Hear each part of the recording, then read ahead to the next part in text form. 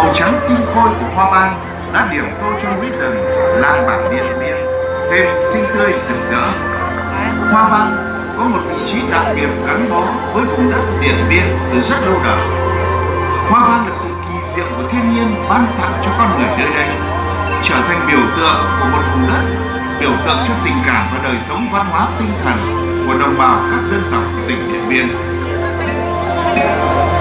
Truyền thuyết về sự tích hoa ban, về thiên tình sử giữa Tràng Khung và Nàng Ban sẽ mãi mãi được đồng bào các dân tộc Điện Biên trân trọng, nâng niu và khắc ghi qua nhiều thế hệ. Tình yêu trong sáng thủy chung của họ đã vượt lên bao biến cố thăng trầm, thử thách chông gai của số phận, để tới một ngày được kết tinh thành đóa hoa ban chân quý cho người đời ngưỡng vọng lời ca. Có phải đúng không? Núi rừng xanh ngát màu xanh, tiếng suối mắt trong veo vọng mãn. Ở nơi đây có một loài hoa mùa xuân về hoa nở trắng rừng. Dân bản truyền nhau câu chuyện về một mối tình giang dở chán ngán. Chuyện kể rằng ở bản làng trên núi có một cô gái da trắng như ngà, mái tóc dài như nước suối liền ngoài, tiếng cô hát nghe như tiếng chim rừng vang bên suối.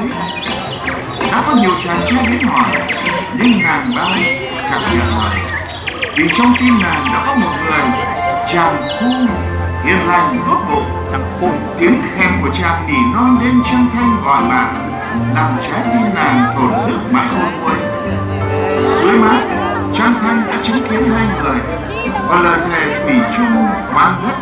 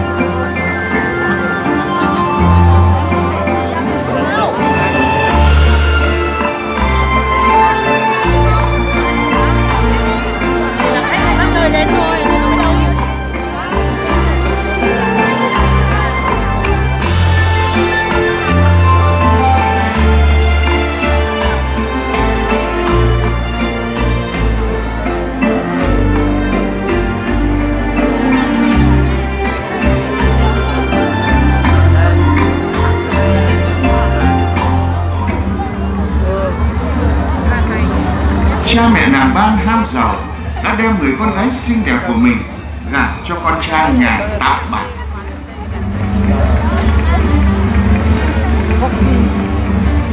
Trời nổi cơn giông, mưa xối xả tuôn, lũ ống ập về trắng ngang dòng suối. Nàng Ban vẫn chạy trong mưa bão.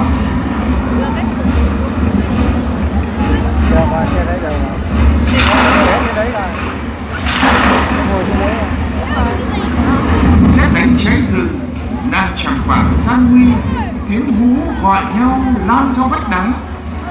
Rồi đất trời đảo điên, rừng cây nghiêng ngả, đến hòn đá thề, nàng Ban chút hơi thở cuối cùng.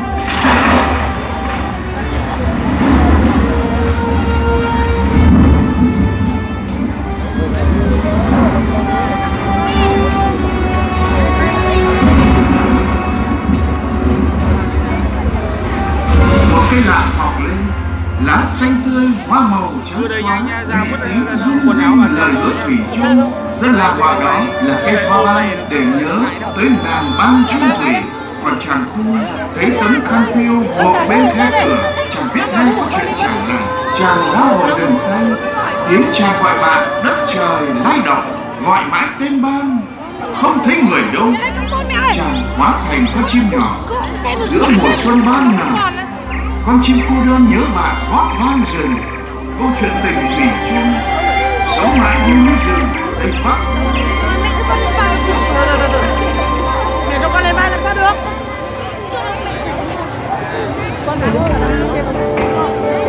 Không trên nó cứ trên lên. Mẹ đi giày thì mẹ không làm sao được.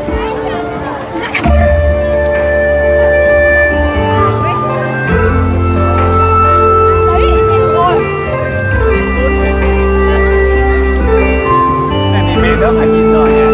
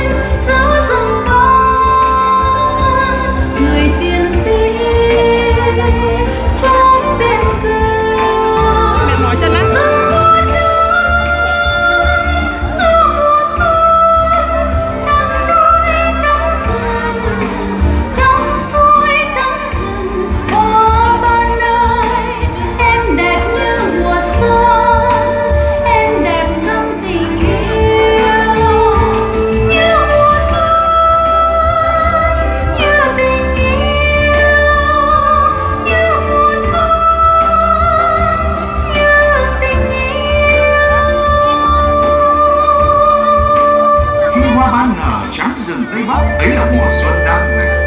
Hoa ban nở, hoa ban khoe sắc, hoa ban gọi mùa xuân về, càng làm cho bản làng xinh đẹp, tươi vui hơn. Hoa ban có từ bao giờ, chuyện tình chung thủy như mơ giữa đời. Những cô gái Thái xinh tươi, da trắng như ngọc, đẹp như trăng rằm, bập bùng bên bếp lửa hồng, vòng xòe duyên dáng, say lòng người già. Em như đang múa điệu xuề trong mây, trong núi, trong rừng, như nụ cười cô gái Điện Biên đi mùa xuân đến. Mây trắng mây giữa muôn trùng xanh biên giới.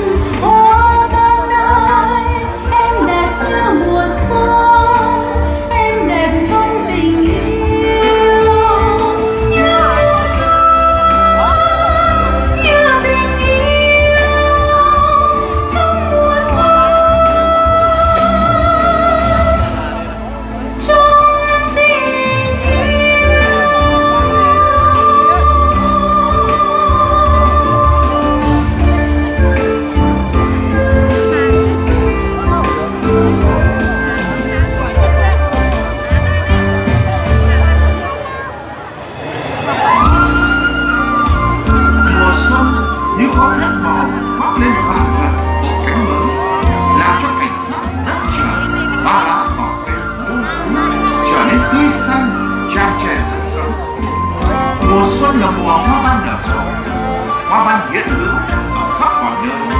Hoa ban luôn đồng hành gắn bó với con người, chứng kiến bao buồn vui suốt chiều dài lịch sử phát triển của quê hương Điện Biên. Năm mùa xuân tới, ban trắng nở núi đồi, khóc bao mừng vui ngày mới đã qua rồi năm tối thuở xưa. Tiếng chim ca hòa xuôi thắm, sáng lung linh bếp lửa ấm lửa. Này em ơi, nghe câu hát say lòng anh, điều khen êm ái ngất ngây theo trọn đêm dài. Dòng nước rơi quấn quanh màu xanh lúa, ánh lửa Điện Biên sáng lên muôn ngàn ước mơ. Khắp bản mường vui xuân mới, ánh lửa bừng lên bao giấc mơ. Bên chiến hào xưa bọn trẻ vui đùa, ánh điện về thắp sáng niềm tin. Dòng nậm rốm in bóng cầu mường thanh, đồi A1 im lặng bản kéo, đèo Lũng Lô anh hò chỉ hát, dốc Pha Đin cao ngất đỉnh trời. Điện Biên lịch sử sang trang, bằng tay lao động xây ngàn ước mơ. Nơi chiến trường năm xưa đang thay đổi từng giờ, những chiến hào nay lá phố ánh điện về thắp sáng niềm tin. Tiếng ê á trẻ trên lớp mắt long lanh hé nở